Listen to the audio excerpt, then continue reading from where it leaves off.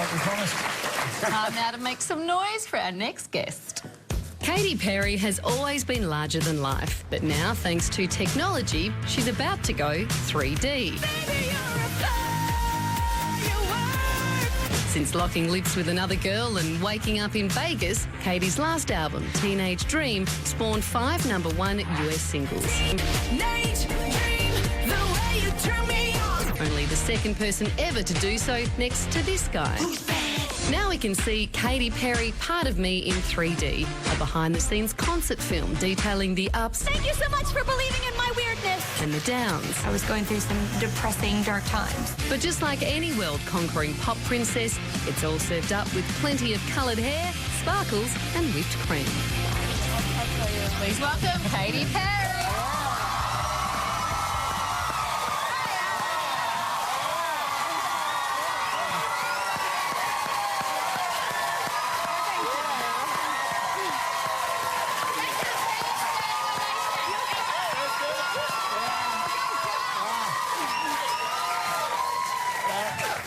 And look at...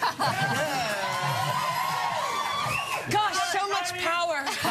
They love you, Katy. They love you. That's really cool. I've never actually gotten a standing ovation while doing like a chat show. Oh, they love you here. We love you. I saw your movie yesterday. Absolutely adored it. Went in there thinking I was just going to see this hour of pop backstage fun, and I was in tears by the end of it. It is so moving. And Thank you. In a good way. Tears in a good way. I heard that some of you boys were shedding tears. You know what? I saw it. I was a blubbering mess. That's not completely true. But I'm perhaps not in your target demographic, but Honey, I hope I don't have a target demographic. Yeah, well, yeah. I hate to sound like a TV person, I think men that cry at my film are real men. I cried start to finish, Katy. But it's a really emotional journey, and I absolutely love the film. But it's loads of fun as well, and I think it's the first film I've ever seen where there's a fart soundboard, and that made me laugh a lot. Well, thank you very much, yes. There's a scene in the movie where I'm doing a little bit of stretching with this, my trainer who works out with me and gets me ready for the shows. Yeah. And my assistant who is constantly... lovely. She plays practical jokes, and she found this fart soundboard online, and every time I was in a compromising stretch, she would hear a... So that made the film. Yeah, and it's hilarious. Yeah, there's lots of moments like that. There's like a moment, well, my grandma is featured in the movie, and she really kind of steals the show, She steals the show. She's 91 years old. She's from Las Vegas, and she does not care who I am at all. I was on the red carpet yesterday premiering in Hollywood, and she walks up the stairs and she just looks me up and down and she goes, "Who are you?" Like she's about to go and do the pink carpet. And I'm like, Grandma. Katy, one of the big things from the movie is just how good you are to your fans. Now, we saw some vision of you arriving in Sydney today. Now, you're entitled to be exhausted, but instead of going straight to the hotel, you stayed back and you signed for these fans. I'm such a martyr. I mean, can you imagine? My job is so difficult, signing autographs for fans. You joke about it. Some people don't do it, though. Yeah, well, those people don't deserve to be in the position they're in, then. Yeah. Good call. I know the reason why I exist. The reason why I exist is because of those people. They put me in this position, and also a little bit of talent here and there. It's not like, you know, my cats buy the records. You got to know that. It's people buy the records, and people come to the shows, and people support me and my songs. Now, it's an amazing tour. It's like 124 dates all around the world in 1 year. It's grueling, though. Like, it's a little bit of be careful what you wish for, because this is the dream come true tour. But got to take Pussycat Dolls have so much vision when they've said that. It's so true. But it really does take a toll. You say that, oh, what a drag meeting your fans after the shows, but you were exhausted in the process of course. I mean, I'm still human, and I am tired. But I remember when I first went to Los Angeles, and I would bump into people that I really looked up to, especially Gwen Stefani from No Doubt. I met her, and she could have made the decision to be tired or cranky or, oh, not another person telling me how much they like me. But she was really lovely, and I think I'll forever be a fan because of that one moment, you know? So I have to keep myself in check. And especially in the film, you see a point where I'm kind of like losing it a bit, like the cracks are happening in Brazil. But like I have to learn how to separate the personal from the professional because the audience aren't the ones that have the problems. So I have to kind of like, you know, there was a switch on one of my costumes that made my things peppermint things turn around. And I had to flip it. And so it was kind of symbolic. Sometimes I did have to flip that switch. But I'm an entertainer, so I guess. Those were the bits, that moment was the bit that brought me to tears. There you were, you just wanted to go to sleep. And there you were just about to go on stage and you almost couldn't do it. Then you put your mark in the air, they raised you up and you went on with the show. And I was like, that is incredible. And I think, you know, throughout that year, you're doing all that, you've got all the stuff going on with your marriage. And for anyone that, you know, just shows you that no one knows what's going on in someone's life. You're putting on this show and entertaining, but life's full on. Life's been hard. Well, yeah, I mean, life does throw you curveballs, right? Yeah. And sometimes I think when you're trying to do something great, life can test you even harder to see if you're worth being able to do that great thing. And so, yes, even in this position, I get served sour lemonades. I mean, lemons.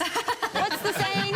You know, honestly, I have been up since 6 a.m. You know what, Katy? The saying is whatever you say it is, okay? All right, thank you. Now, Katy, I did happen to notice that you wear some interesting costumes. I do love them. There's the spinning boobs, there's the cupcake boobs, and in fireworks you have the firecracker boobs. That is coming from my spirit, not from my décolletage. I wanted to know. You're just a pervert. Well, thank you. And you showed me, but Not many people in this country can see past the chiseled good looks. At the risk of incurring another answer like you just gave me, do you have a favourite boobs? A favourite décolletage? I mean, you know, I like to have fun with my costumes, and if I can do dual things with the costumes, make them spin, make them spurt. Onto something a little safer for me. You have a cat, and you have the coolest name for a cat. Oh, thanks. Katy Perry. Katy Perry. Yes, that is my cat. You must miss Katy Perry. I love her so much, and she is so adored by everyone that meets her, because she's kind of like a dog cat. You know, one of those... I call them cogs. A cog? Cat that's a dog. Oh, yeah, that's her. And she's super cuddly. Don't listen to the pervert. and she's been there for me through thick and thin, and I have been there for her since she got pregnant twice. She's quite a hussy. Wow. But I made sure that didn't happen anymore. Was she wearing those spinning boobs out in public? Probably. Unfortunately, we do have to take a quick break. Please stick around. We're going to keep chatting. No, I'm out of here. Oh. I believe your agent said you'd stay, but anyway, we'll talk about that in the break. We're going to take a break. Back with more Katy Perry. This Sunday on The Project, pull on the spandex, get your superpowers sorted. Oz Comic Con is here. We take you to the biggest gathering of Aussie comic enthusiasts. Who knows, you might just become one yourself. That and all the weekend's top stories, 6 p.m. this Sunday on The Project.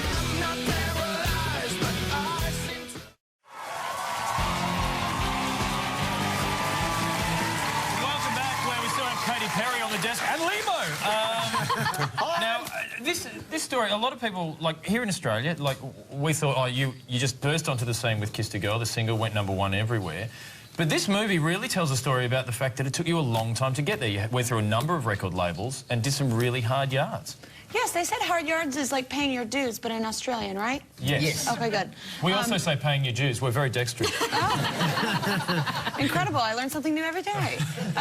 Yes, it shows you all of that. I think people have maybe read about it, but it really gives you the visual. You see a lot of footage of me from when I first moved to Los Angeles at 18, and I had this kind of vision of what I was going to do and who, you know, what I wanted to sing about, and the film opens up with me talking about how much I want to kind of be a leader, but then there's all that responsibility.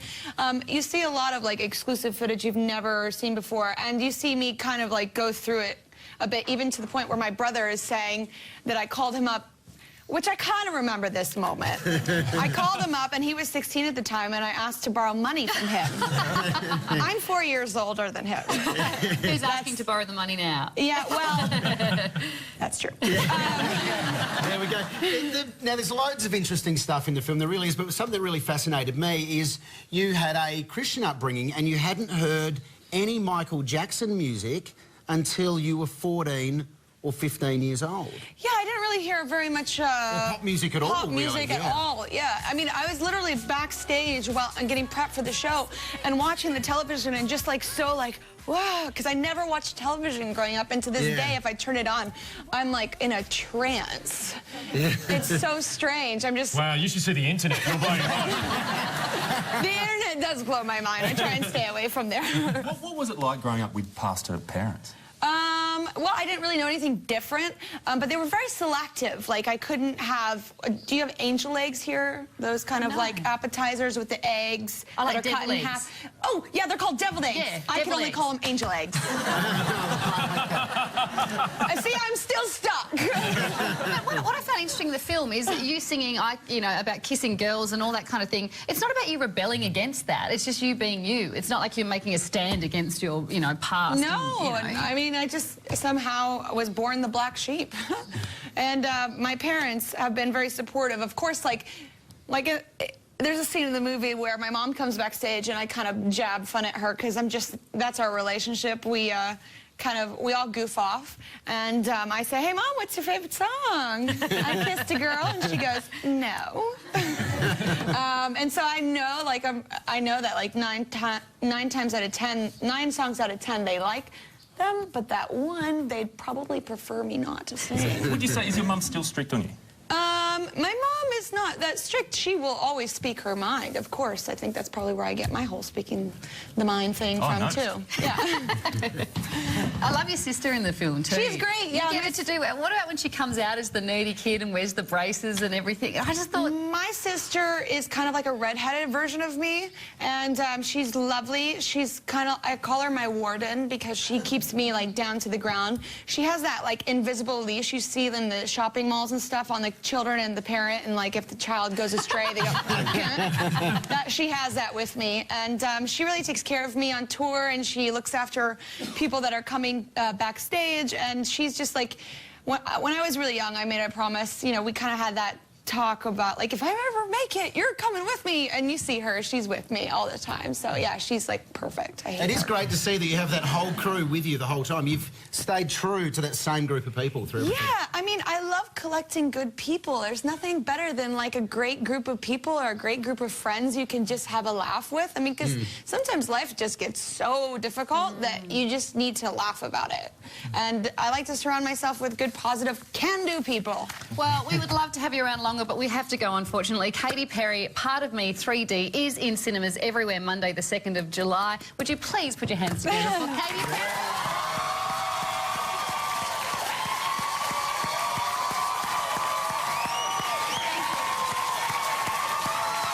Right now, those stunt fans